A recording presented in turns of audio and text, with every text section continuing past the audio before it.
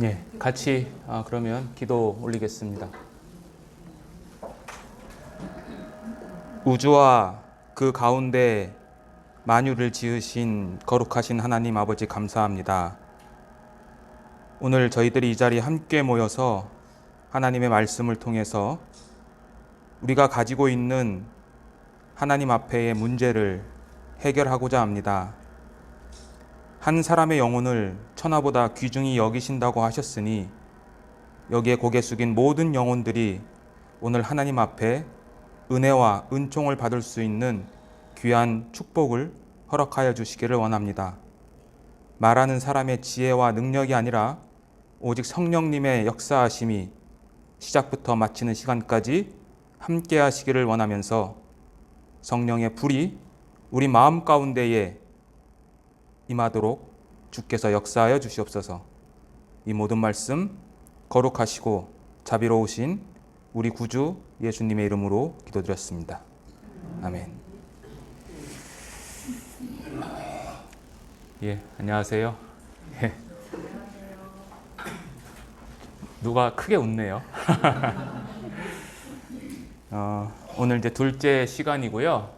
오늘이 이제 본론과 결론을 말씀드리는 날이고, 기독교라는 이 신앙에서 가장 중요하지만 기독교뿐만이 아니라 모든 사람이 이 세상을 떠나기 전에 반드시 한 번은 이 부분에 대해서 생각해보고 또 그 부분에 대해서 하나님으로부터 해답을 받으셔야 됩니다.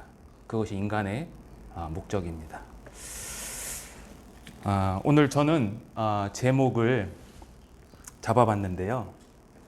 오해해서 이해로, 무지해서 알무로 라는 제목을 잡았습니다. 많은 사람들이 교회를 다니고 또 기독교에 대해서 안다고 하지만 그 아는 것이 성경에서 말하고 있는 하나님에 대해서, 예수님에 대해서, 성령님에 대해서 정확하게 알지 못하고 자기들이 생각하는 것을 이해하는 경우가 많이 있습니다. 그것을 오해라고 저는 명칭을 했습니다. 오해입니다. 오해가 너무 많습니다. 그러나 오해보다 더 심각한 것은 아예 모르는 거죠. 아예 모르는 것. 무지. 기독교가 뭔지, 하나님이 누구신지, 예수님이 과연 우리를 위해서 무엇을 하셨는지 모르는 것이 더 큰 문제입니다. 마크 트웨인이라는 작가가 있었는데요. 그분이 뭐라고 했냐면, 우리가 잘못된 길에 빠지는 것은 뭔가를 몰라서가 아니고 안다고 확신하기 때문이라고 했습니다. 여러분들이 한평생 살아오시면서 성경에 대한 이야기, 기독교에 대한 이야기, 예수님에 대한 이야기를 들으셨겠지만 어떤 분은 저보다도 더 많이 아실 줄 믿습니다. 그러나 그것이 성경에서 말하고 있는 것이 아니라면 그것만큼 위험한 것이 없습니다.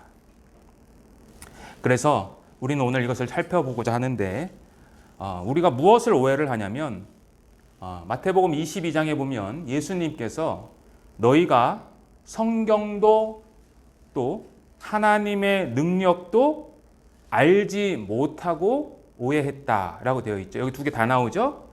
하나님에 대해서, 성경에 대해서 알지 못했고 오해했다. 이 서기관들을 향해서, 그 당시 율법 박사라고 했던, 누구보다도 성경을 깊이 연구했던 서기관들에게 했던 예수님의 말씀입니다. 그래서 오늘 저와 여러분들에게 필요한 하나님의 말씀은 시편 119편 18절에 있는 말씀이에요. 내 눈을 열어서 주의 율법에서 놀라운 것을 보게 하소서. 여기서 지칭하는 눈은 이런 육신적인 눈을 말하는 것이 아니라 여러분들과 저의 안에 있는 영혼의 눈, 우리가 죽어있는 영혼이거든요. 그 죽어있는 영혼이 하나님에 의해서 열려져서 세상 것을 보는 것이 아니라 주의 율법, 성경을 보는데 성경 가운데에서도 놀라운 것을 보게 해달라라는 이것이 여러분들과 저의 오늘 기도고 이것이 끝까지 가야 됩니다. 그래서 오늘 좀 피곤하시고 힘드시겠지만 그럴 때마다 이 말씀을 기억하셔서 끝까지 저랑 함께 나누도록 하면 좋겠습니다. 자, 우리가 교회와 기독교에 대해서 오해하는 것들이 많이 있는데 반복되는 말씀이지만 기독교를 만수무강, 만사형통, 성공, 출세의 어떠한 디딤돌로 여기는 경우가 너무나 많이 있습니다. 그래서 여기 보면 기독교이냐 기복교이냐 라고 이야기를 합니다. 기독교이냐 기복교이냐. 이거는 여러분들이 너무 많이 접하고 뉴스를 통해서도 많이 들으셨겠지만 보통 오늘날 세대에서 특히 대한민국에서 기독교를 뭐라고 부르죠? 비하하는 말로. 기에다가 뭘 붙이죠? 도구를 붙이죠. 도구. 왜 그렇게 됐을까?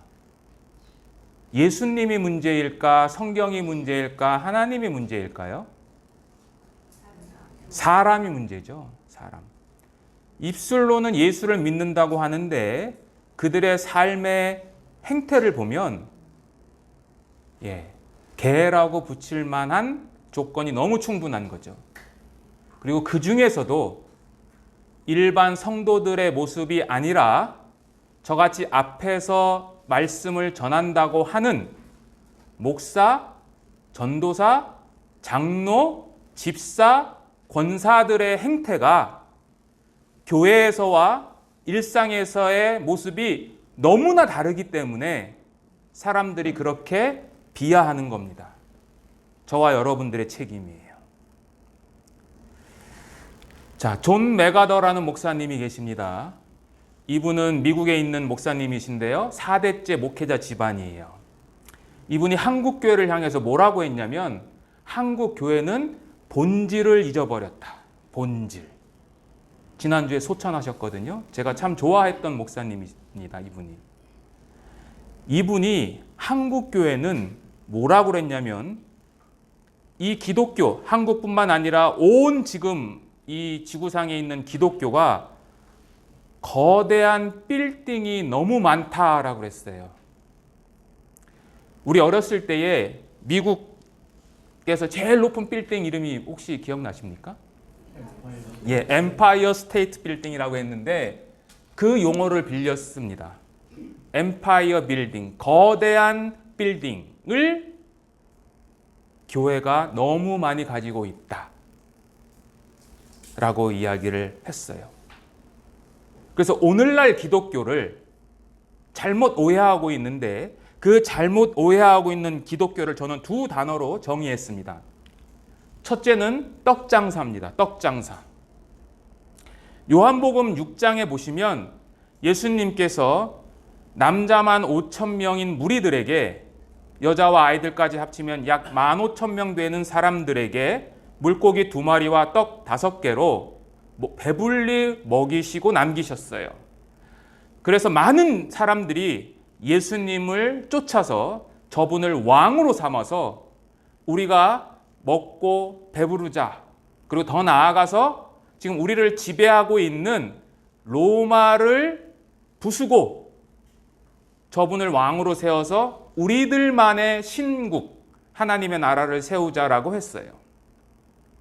저는 이 오병이어 기적을 보면서 예수님이 떡 5개와 물고기 2마리로 5,000명을 먹이고 남으셨다라면 마음만 먹으면 칼 한 자루만 갖다 드리면 칼이 몇 개가 돼요? 순식간에 5,000자루가 됩니다.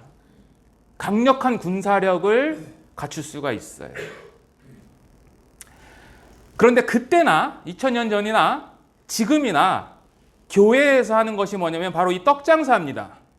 예수 믿으면 너희들이 잘 될 거야. 등 따숩고 배부를 거야. 를 강단에서 외칩니다. 11조를 바치면 하나님께서 10배로 튀겨주신다. 라는 설교를 왕왕 듣습니다. 또 하나는 이적입니다. 이적.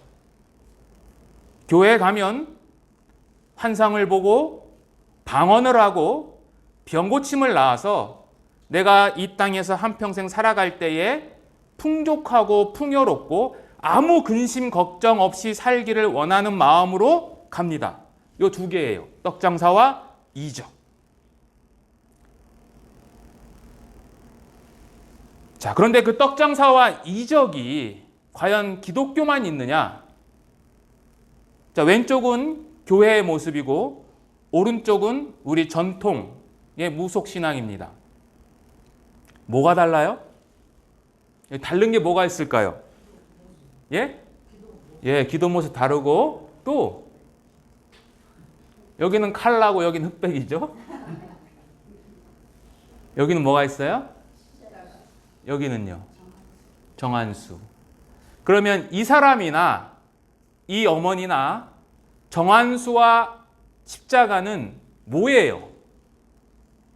자기가 원하는 것을 얻어낼 수 있는 매개체죠. 그거 말고는 다른 게 없어요. 오늘날 교회가, 기독교가 이렇게 됐습니다. 이분 아시죠? 자, 왼쪽에는 추정하는 겁니다. 그러나 저는 이거를 왕자로 보여요. 예, 왕자로 보입니다. 토론회 할 때 이렇게 이 손바닥을 어쨌든 우연치 않게 보여졌어요. 이 기사가 나자마자 많은 언론에서 이것에 대해서 의문점을 제기했습니다. 그랬더니 그 다음에 저렇게 갔어요.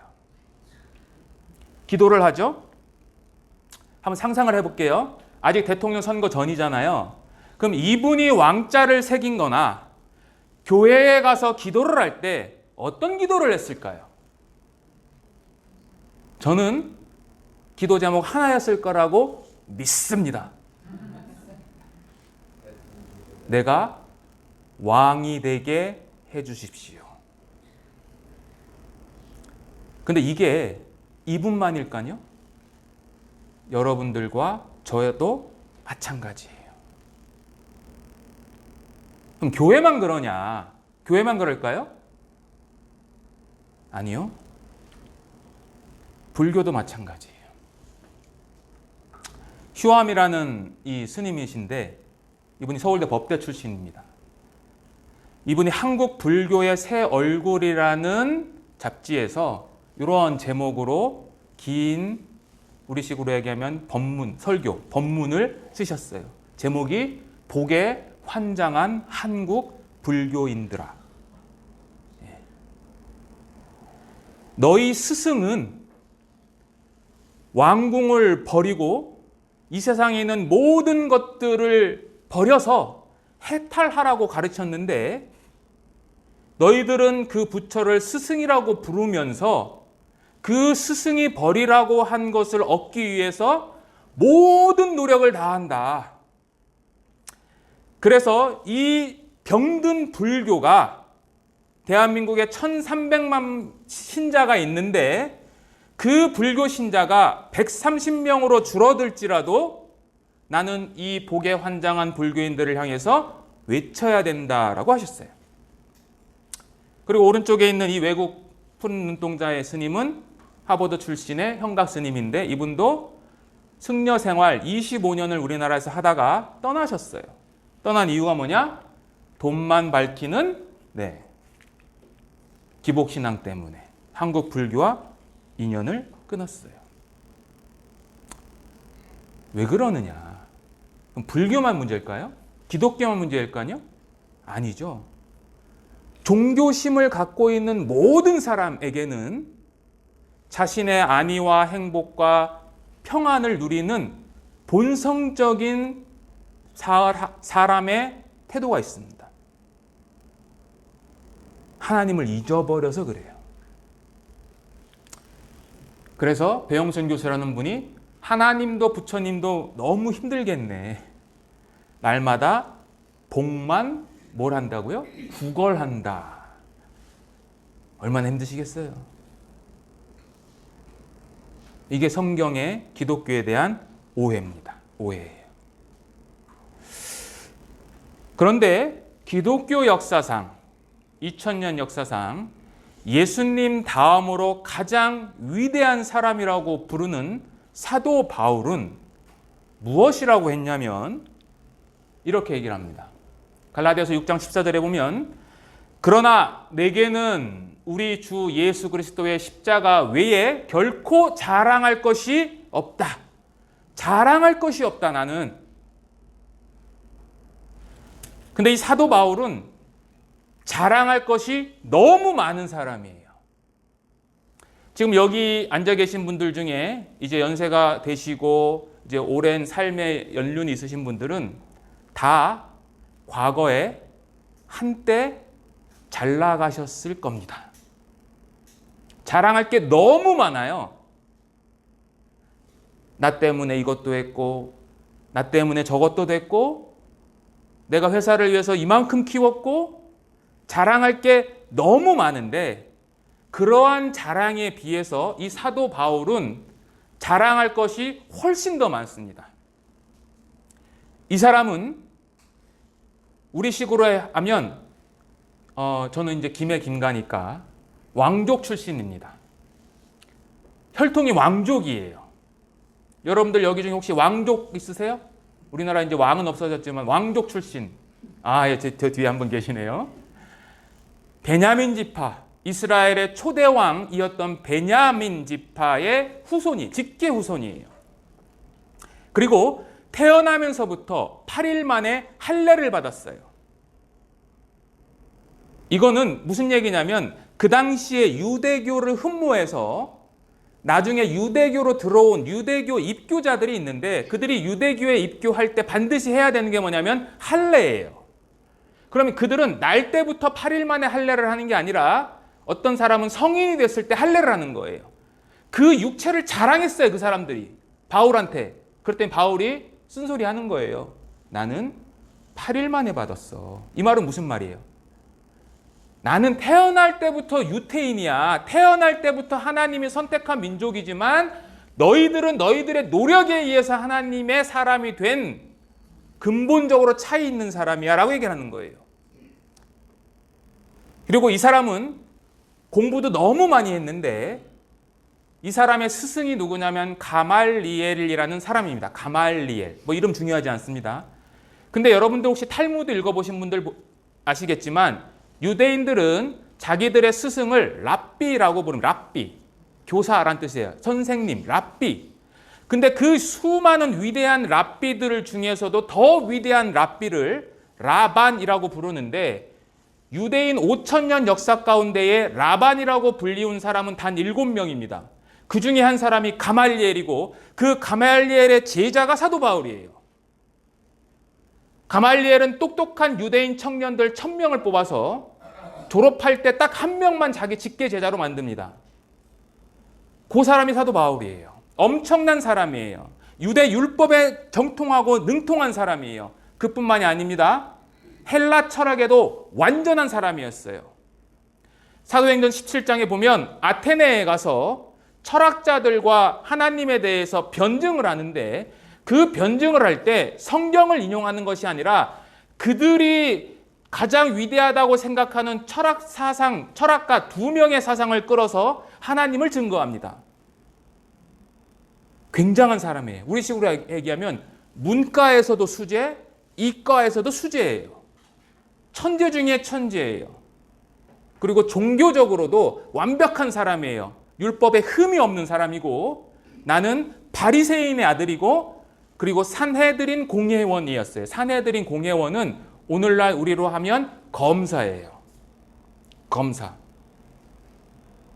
그리고 로마 시민권자예요. 태어날 때부터. 이러한 사람은 역사상 없어요. 제가 감히 단언하건대 사도 바울보다 육신적인 배경을 자랑을 할 수 있는 분은 여기 한 사람도 없으세요. 그런데 그 사람이 뭐라고 한 거냐? 십자가 외에는 나 자랑할 것이 없어 라고 했어요. 자, 밑에 보시면 내가 너희 중에서 예수 그리스도와 그가 십자가에 못 박히신 것 외에는 아무것도 알지 아니하기로 작정했다. 나는 예수와 십자가만 알 거야 라는 거예요.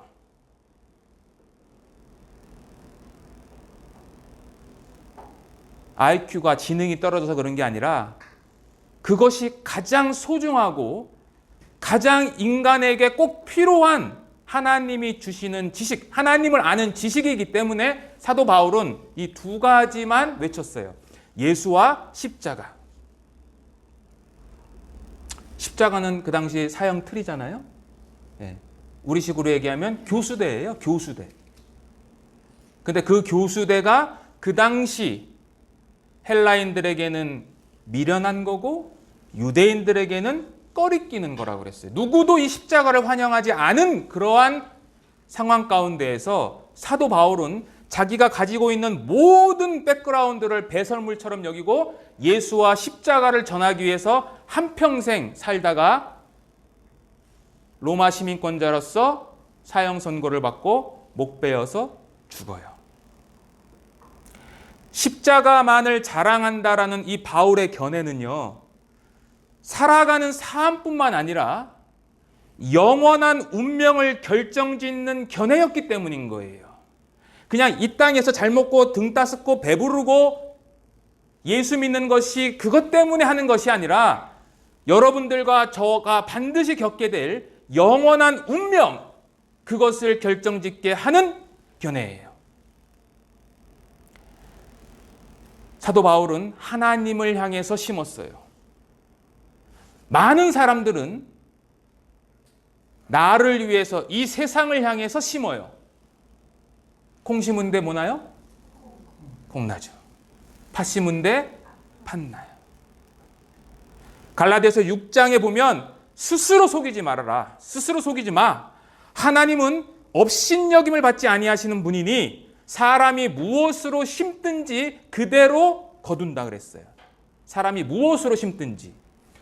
여러분들 지금 현재의 모습 있잖아요. 지금 현재 내 모습, 내 위치. 이것은 과거에 내가 했던 결과죠. 내가 돈이 많든 적든 건강하든 건강하지 않든 내가 지금 처해 있는 이 상황은 과거의 역사의 결정체예요. 그런데 그 결정체는 죽으면 끝나요. 여러분들이 아무리 잘나고 똑똑해도 여러분들 죽으면 여러분들 가족은 기억할 수 있지만 그 주변 사람들 한 단계만 지나가도 여러분들 잊어버립니다. 그냥 여러분들 앞에 무덤 앞에 묘비명을 봐야 그때서 조금 생각해요. 근데 저도 그렇더라고요. 저희 어머니 돌아가신 이제 2년째인데 잊고 살아요. 내 부모도 잊고 산다고요. 근데 여러분들이 자랑하는 그 업적 누가 기억할 것 같아요?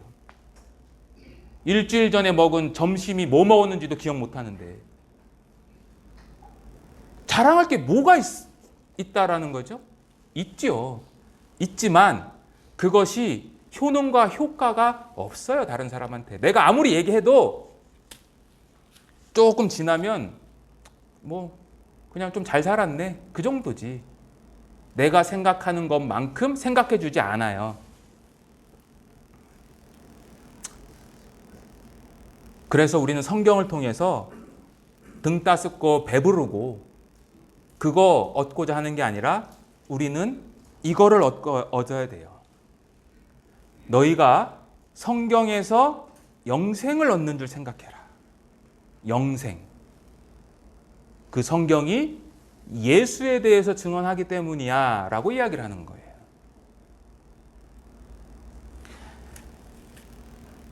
여러분들 마태복음 13장에 보시면 천국에 관한 비유가 있는데 어떤 사람이 밭에서 보화를 발견했어요.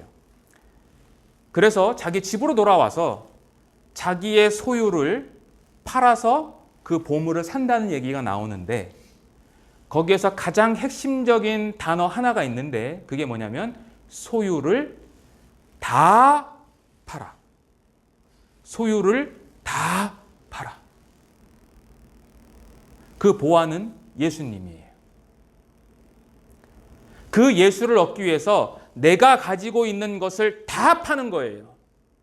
내가 가지고 있는 돈, 명예, 권력, 심지어 부모까지 다 버려야 예수를 얻는 거예요. 근데 사람들은 계산하거든요. 어떻게 계산하냐? 이것도 얻고 이것도 유지하고. 하나님의 방법이 아니에요. 마음과 뜻과 힘과 목숨을 다해서 주 너희 하나님을 사랑하라고 그랬어요. 그죠? 전인격적인 존재로서 하나님만을 사랑해라. 왜 그렇게 요구할 수 있었냐면 하나님은 우리를 살리기 위해서 자신의 하나뿐인 독생자 예수를 보내서 십자가에 처참하게 죽이셨어요. 하나님은 자기의 아들을 줬거든요. 근데 여러분들은 그 아들도 얻고 그 아들을 통해서 또 다른 것도 원해요. 성경의 원리하고는 달라요. 성경에서 말하는 것은 오직 영생, 그리고 그것을 위한 예수, 십자가 외에는 없어요. 마태복음 5장 산상수훈의 팔복 혹시 아십니까? 팔복? 예수님이 이 땅에 오셔가지고 이제 사람들에게 8가지 복을 산상수훈이라고 할 때 가장 먼저 했던 말씀이에요. 가장 먼저. 그 첫 번째 복이 뭔지 아십니까? 혹시 여러분들? 예? 심령이 가난한 자는 복이 있다. 이게 첫 번째 복이에요. 그게 복이라고 해요. 복. 왜? 천국이 저희 것이다 그랬거든요. 여러분들 돈 많고 건강하고 하는 일 잘 되면 심령이 가난해요? 예? 뿌듯하죠. 그건 하나님이 원하는 삶이 아니에요. 하나님은 그것을 버리고 나를 쫓으라는 거예요. 이게 쉬울까요? 어려울까요? 어려워요. 왜 어렵냐? 하나님은 눈에 안 보이거든요. 돈은 보이거든요. 자식들도요, 돈이 있어야 말 들어요. 돈 없으면 자식들 말 안 듣는 경우가 많아요. 다는 아니지만. 돈이 힘이에요. 돈이 권력이에요.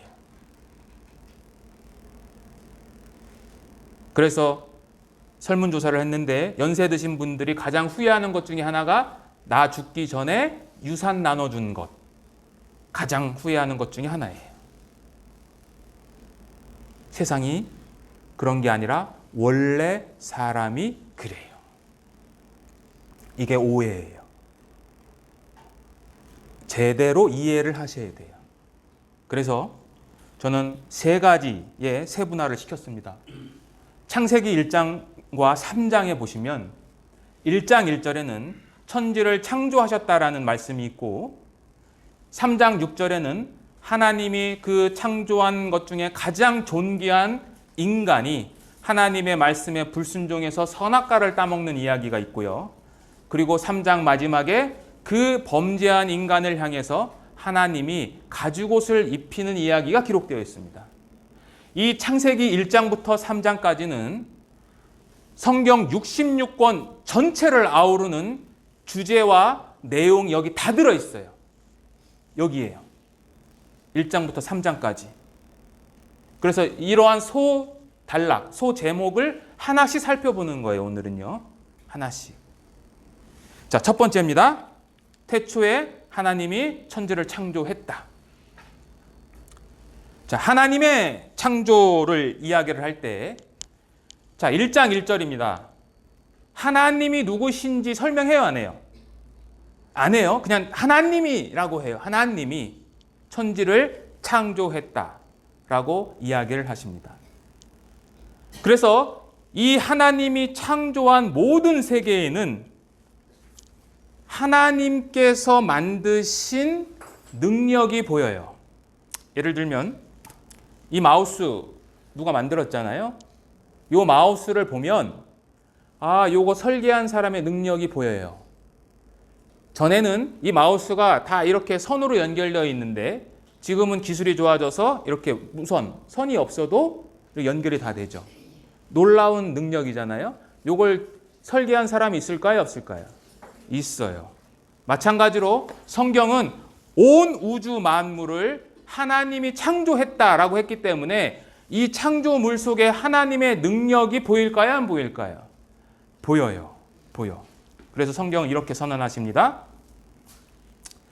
창세로부터 그의 보이지 아니하는 것들, 그의 영원하신 능력과 신성, 신의 성품이 그가 만드신 만물에 분명히 보인다.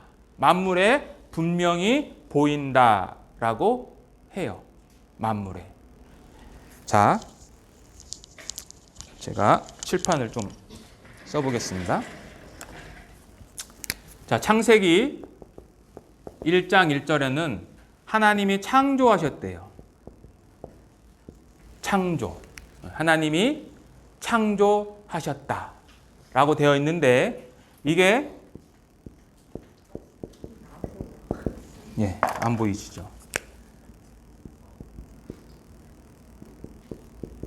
창조했다라는 히브리어 단어입니다. 이게 중요한 게 아니에요. 제가 말하고 싶은 것은 이 바라라는 이 단어는 어떨 때 사용하냐면 하나님께서 아무것도 없는 것에서 뭔가를 만들 때 사용하는 단어예요. 창조하셨다라는 것이. 자, 여러분들 생각해 볼게요. 무예요. 무. 아무것도 없어요. 아무것도 없다라는 것은 물질이 있어요, 없어요? 없어요. 시간이 있어요, 없어요? 시간도 없어요. 공간도 없어요. 이게 무예요, 무. 요 무의 상태에서 하나님이 말씀으로 천지를 만들었다. 무에서 유가 나와요. 요게 성경이에요. 자, 그런데 이거 조금 믿기 어렵죠? 네? 믿기 어려워요. 자, 세상은 어떻게 가르치냐면 세상은 여기 나가 있어요. 자, 나는 어디서 와요? 예, 부모님으로부터 오고 또 부모님은 나한테는 조부모님이죠. 또 부모님한테 오고 쭉 가죠. 그럼 어디까지 가요? 세상은 어디까지 가르칠까요? 원숭이 가죠. 원숭이 전에는요. 자, 쭉 또 가요. 어디까지 가냐? 세포. 우리 사람 몸에 50조의 세포가 있잖아. 아주 작은 세포. 그 세포까지 가요. 그럼 세포에서 끝나요? 아니에요. 또 더 거슬러 올라가요. 쭉 올라가. 어디까지 가냐? 빅뱅이라고 하는 과거에 우주가 폭발해서 이 모든 물질과 사람이 만들어졌다라고 이야기를 해요. 그렇죠? 그럼 이 빅뱅 이전에는 뭐예요? 뭐예요? 빅뱅 이전에는? 몰라요. 그거를 다른 말로 하면은 무예요. 무. 자, 사람들이 생각하는 거나 하나님이 말하는 거나 시작은 같아요. 그죠? 무라는 것은 같아요. 그럼 합리적으로 생각해 볼게요. 아무것도 없는 것에서 하나님이라는 존재가 있어서 모든 것을 만들었다는 것이 합리적이에요? 아니면 아무것도 없는 데서 원인도 없는데 결과가 나타났다고 생각하는 게 합리적이에요? 예? 여기가 합리적인 거예요. 여러분들 도미노 아시죠? 도미노 하면 처음 도미노 있고 쭉 이렇게 있잖아요. 그죠? 탁 쓰러뜨리면 쫙 가잖아요. 그죠? 모든 이 세계는 반드시 원인이 있고 결과가 있어요. 그렇죠? 이 법칙에 벗어나는 건 아무것도 없어요. 그러면 창세기의 기준에서 보면 이 모든 만물의 원인이 누구예요? 하나님이에요. 하나님. 세상에서 가르치는 원인은 뭐예요? 우연과 시간이에요. 오랜 시간이 지나면 저절로 합성이 돼서 이렇게 사람까지 된다. 그런데 여기는 또 시간이 있네요. 시간이 있다는 것은 완전한 무가 아니에요.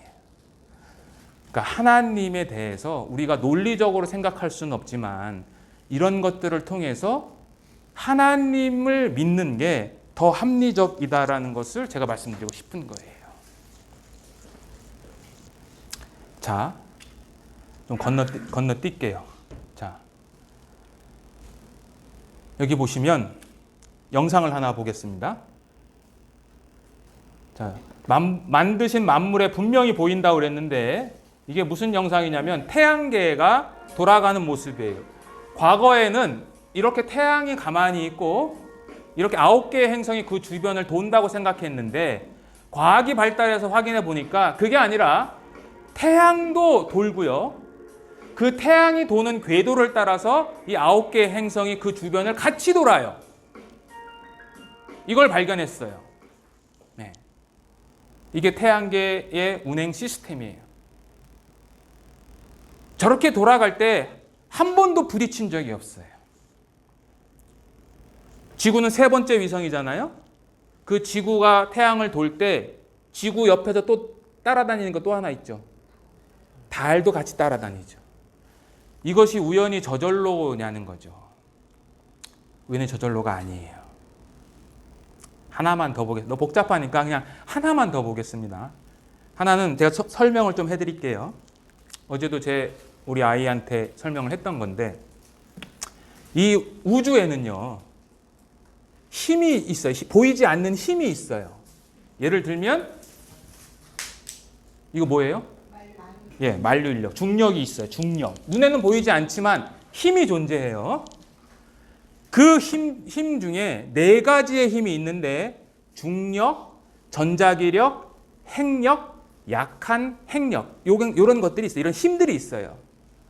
그런데 그런 힘들이 작용을 하기 위해서는 아주 정확한 위치에 있어야 되는데 그 정확한 위치가 수학 확률적으로 사람이 도저히 이해할 수 없는 확률로서 존재하고 있다는 거예요. 그 힘들이.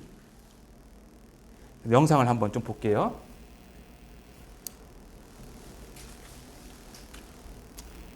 그래서 우주가 아주 미세하게 조정되어 있다라는 거예요. 현재까지 물리학자들의 연구에 따르면 이 우주에 생명체가 존재하기 위해서는 중력 상수 등 물리학의 30여 가지 기본 물리 상수들의 값이 완벽한 조화 속에 존재해야만 합니다. 특히 영국 왕립천문대 대장자 왕립협회 총재인 마틴 미스는 그에 져서 6개의 수에서 우주의 가장 기본이 되는 6개의 상수를 언급합니다. 이 상수들은 특정한 값을 갖고 있는데 그 값들이 조금이라도 달랐다면 생명체가 있는 지구를 포함한 이 우주가 지금 모습대로 존재할 수 없었을 것이라고 합니다. 예, 조금만 달라도 우주에 있는 생명체가 존재할 수 없다. 근데 그 조금만이 얼만큼이냐를 이제 그 다음에 설명을 하는 거예요. 이런 우주를 마치 누군가 그렇게 세밀하게 조정한 것처럼 보인다고 해서 미세 조정된 우주라고 부르며 많은 과학자들이 경탄하며 동의합니다. 심지어는 무신론자인 스티븐 호킹마저도 우주는 마치 인간을 탄생시키기 위해 잘 준비된 것처럼 보인다고 했습니다. 예, 이제 그 확률이에요, 확률. 힘들이 존재하는데 그것들의 균형이 이 지구에서 너무나도 절묘하게 마치 생명체의 존재를 위한 것처럼 딱 맞아 떨어진다는 것. 이런 조종으로 볼 수 있는 것들이 최소한 30가지 이상 넘게 있고 이에 대해선 상상할 수 없을 정도의 확률의 정도로 이례적 현상이라는 것엔 대체로 이견이 없는 듯하다. 우선 핵력을 살펴보면 행력이 10의 31승분의 1만큼이라도 줄어든다면 세상의 모든 원자는 수소 한 가지만 남고 다 사라진다. 전부 다. 그런데 그게 어떻다고? 10의 31승분의 1. 요만큼 차이만 있어도 존재하지 못한다. 이런 느낌?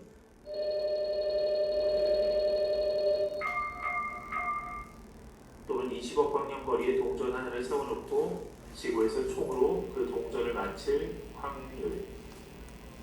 이렇게 미세하게 조정된 이 우주에 우리가 살고 있는 것이다. 예.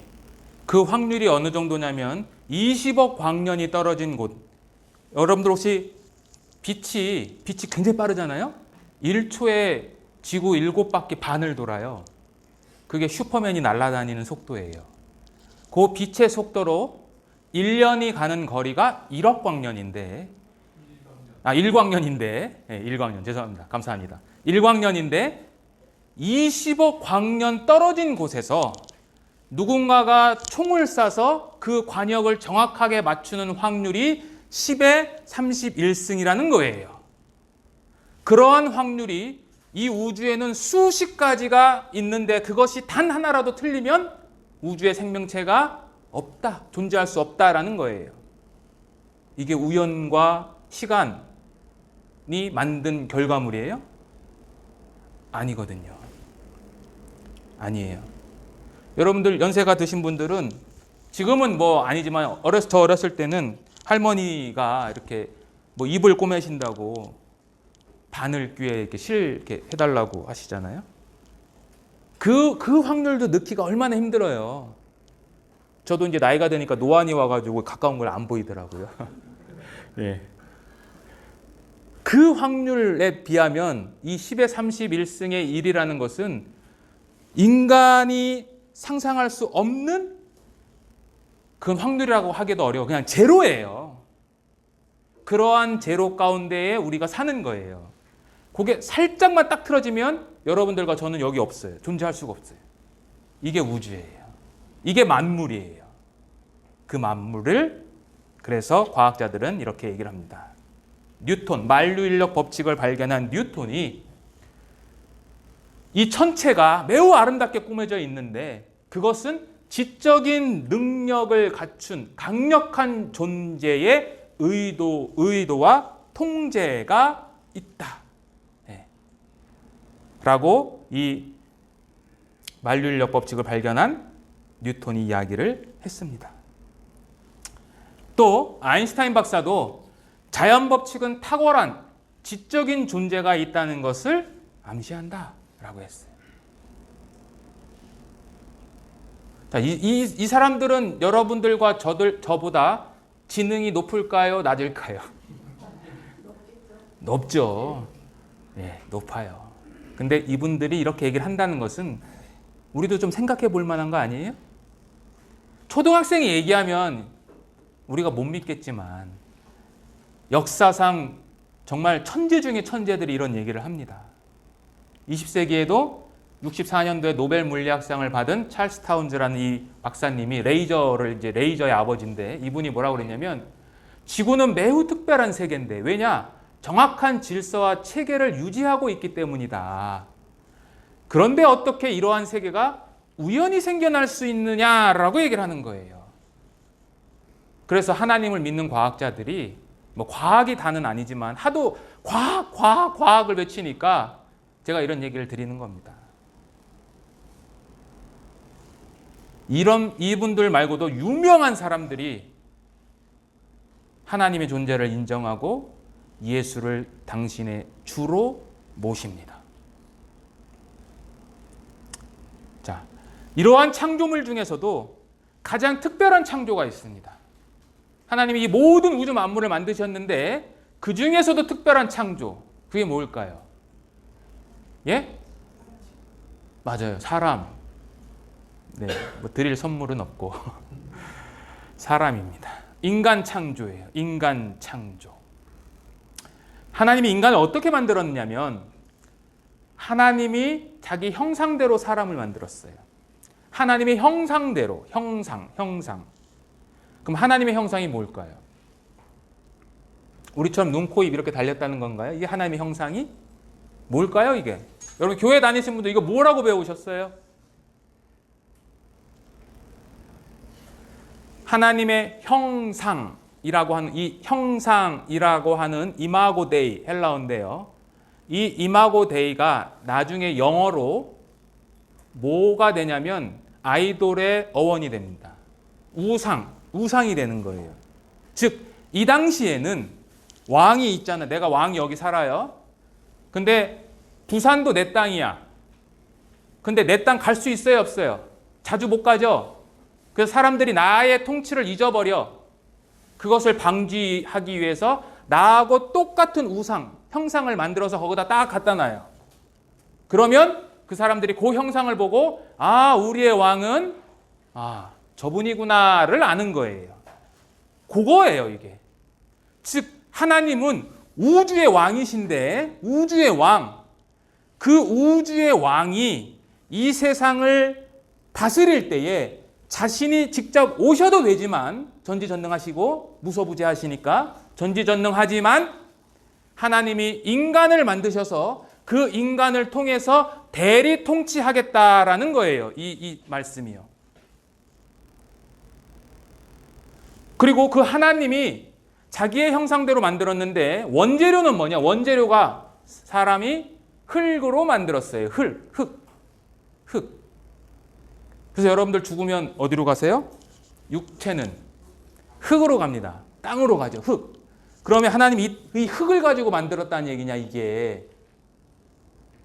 뭘 것 같아요, 이거? 예? 이 흙은 아파르라는 이 히브리어 뜻은 먼지 또는 아무것도 없음이란 뜻이에요. 허무 이런 뜻이에요. 아파르. 그래서 가인과 아벨 있죠. 아벨이 아파르예요. 허무하게 죽잖아요. 형에 의해서. 그러니까 인간은 아무것도 아닌 존재야. 너네는 그냥 먼지. 너희들은 먼지. 그런데 하나님이 그 흙에다가 하나님의 생기를 후 하고 불어넣으니까 사람이 살았다. 살아있는 존재가 됐다는 거예요. 흙은 죽어 있는데 하나님이 생기를 불어넣으니까 하나님처럼 살아서 움직이고 그가 바로 하나님의 형상대로 만들었다라고 이야기를 하는 거예요. 오직 인간만 하나님이 생기를 불어넣으세요. 오직 인간만요. 그러니까 인간은 아주 특별한 존재예요. 자, 여기 보시면 인간 창조는 하나님의 형상대로 만들었어요. 인간은. 반면에 생물은 뭐 어떻게 만들었냐면 종류대로 만들었지.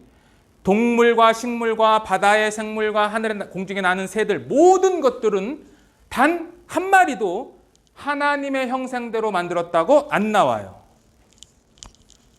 이게 인간과 동물과의 차이예요.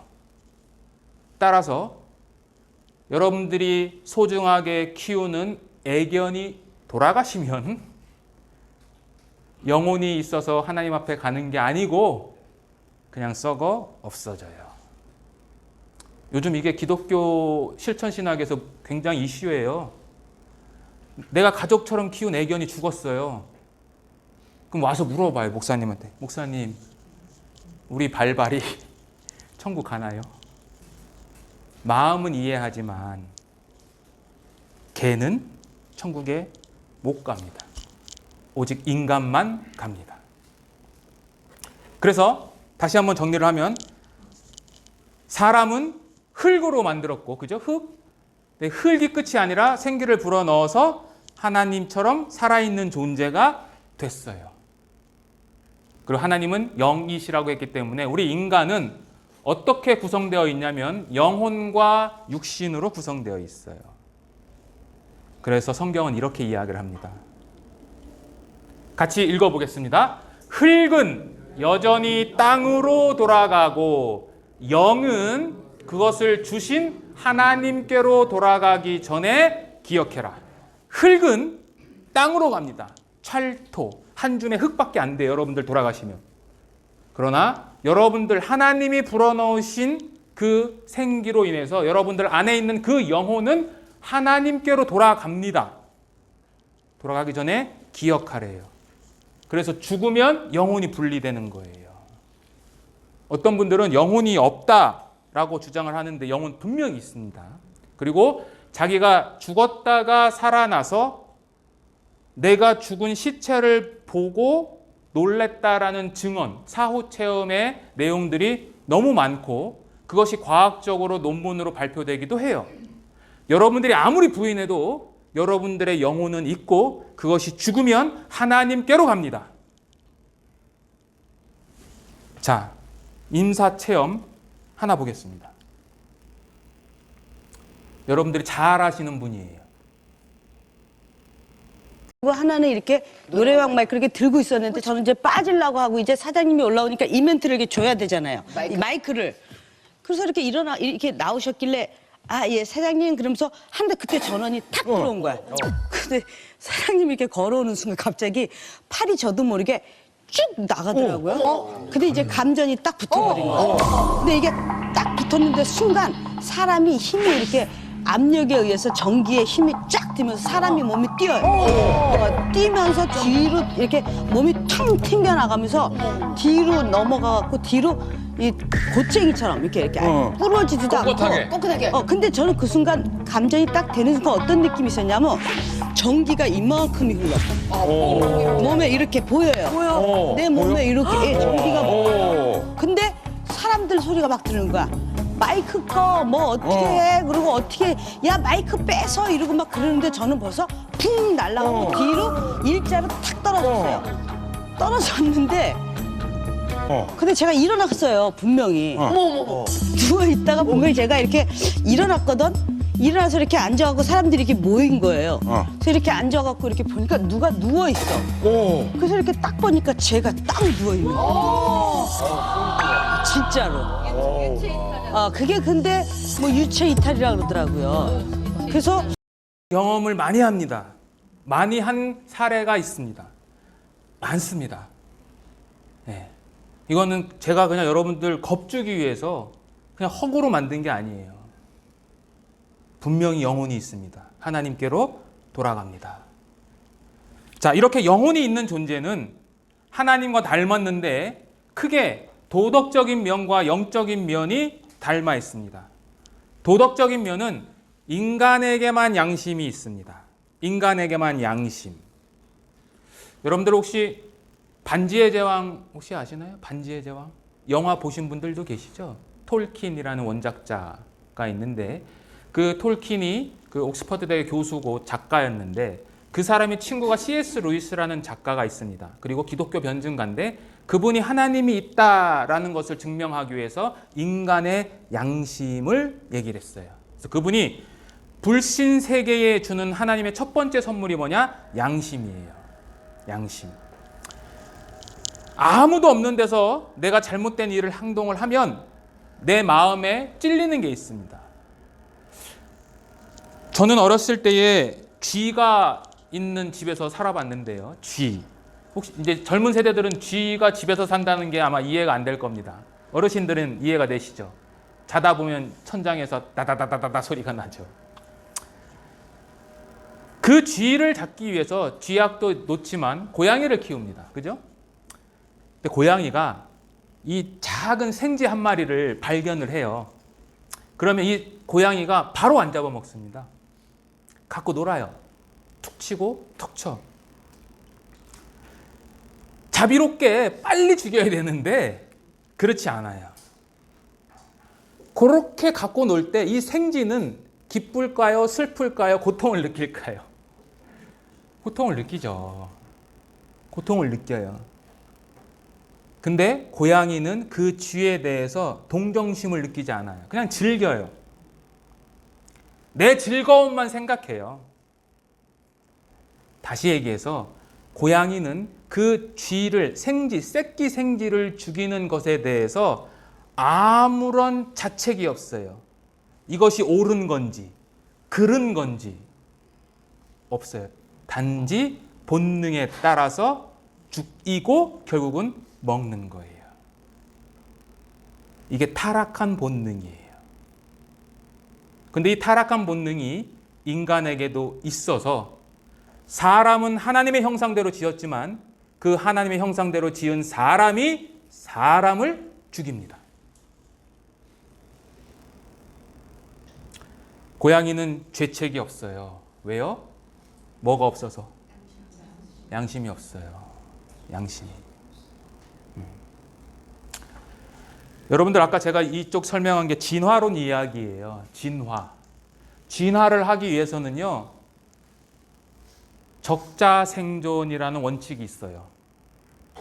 힘센 놈이 힘 약한 놈을 잡아먹는 게 이거는 좋은 거예요. 진화론에서는요. 그래야 자기가 살고 자기의 생존을 퍼뜨릴 수 있으니까요. 이게 진화거든요.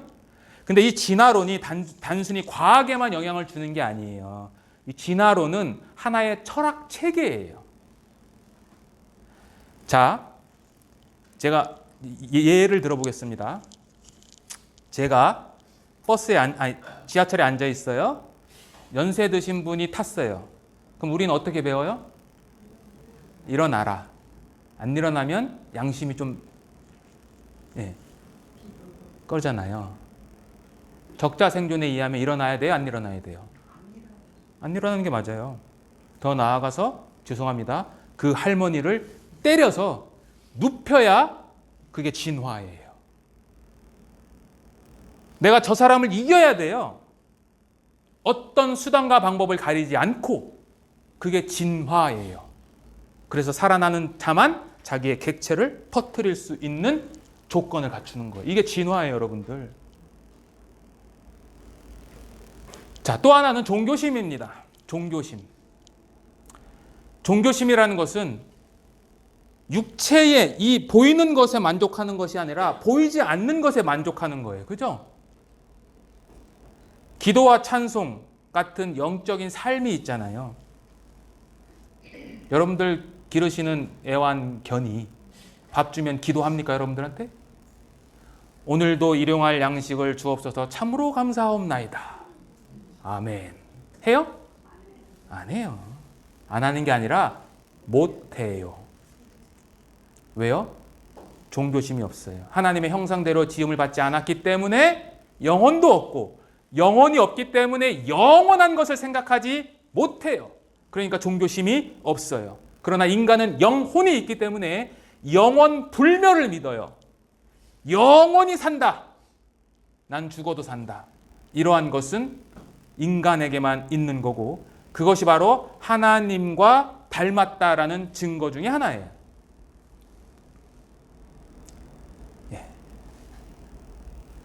이제 슬라이드 2개 남았습니다.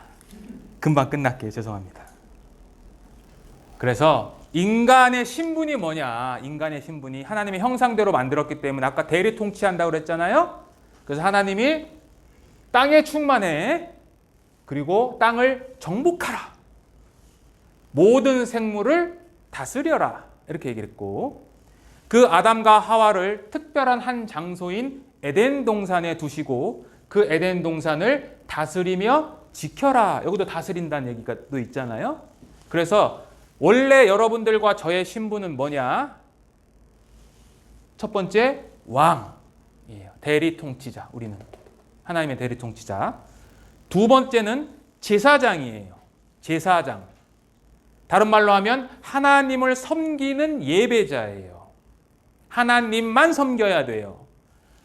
여기서 다스리며 지키게 한다라는 것은 에덴 동산을 지켜라. 뭐 어떤 분들은 여기에 사탄이 와 있으니까 에덴 동산을 아담이 지켜야 된다. 네 마음을 지켜야 된다. 그렇게 설교하신 데 그건 틀린 거고, 다스리며 지킨다라는 이 히브리어는 어디에서 사용되는 거냐면 제사장들이 하나님께 제사를 드리는 성막에서 제사장들의 행동을 묘사할 때 쓰는 단어예요.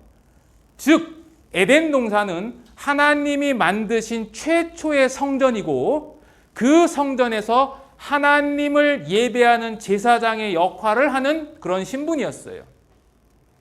세 번째는 하나님께서 직접 나타나셔서 그들에게 말씀을 전해주시고 그 말을 또 동물과 식물과 다른 피조물들에게 전달하는 메신저의 역할, 선지자의 역할을 해요. 이게 여러분들과 저의 원래 신분이에요. 이게. 아무런 감흥이 없으시네.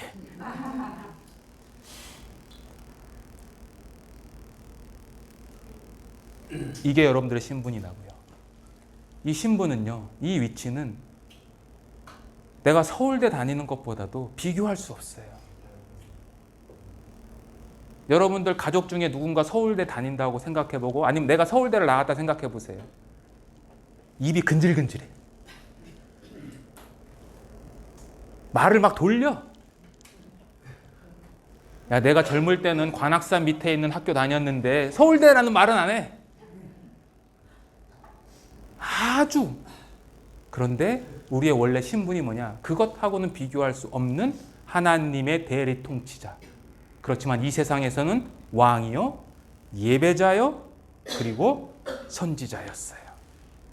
그래서 하나님은 이렇게 완벽하게 창조된 우주와 그 가운데에 거하는 인간을 보시고 뭐라고 했느냐? 같이 읽겠습니다. 하나님이 보시기에 심히 좋았더라. 완벽한 세상과 완벽한 사람이 있는 그 세계. 과거지만 그 세계가 있었어요. 근데 지금은 그래요, 안 그래요? 예, 그 왜 그런가 10분 쉬셨다가 계속해서 말씀드리겠습니다.